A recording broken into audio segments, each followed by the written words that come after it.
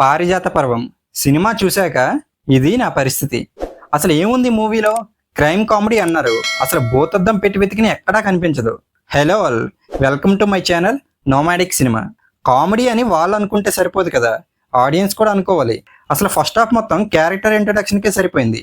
పోనీ అదేమైనా కామెడీగా ఉందంటే అది వాళ్ళకే తెలియాలి. కిడ్నాప్ చేయడం ఒక కళ అనేది ఈ మూవీ యొక్క ట్యాగ్ లైన్.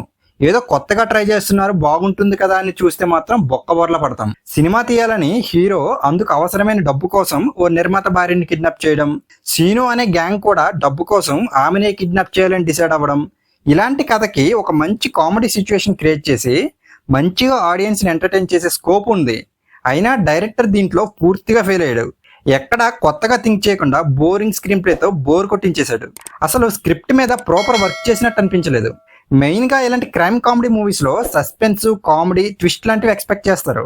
కానీ ఇలాంటివి ఏమి లేకుండా చాలా నీరసంగా నిద్ర వచ్చేట్టు సినిమా తీయొచ్చు అనేలా చేశారు ఈ మూవీని.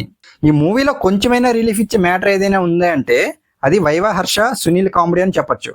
అది కూడా చాలా తక్కువ.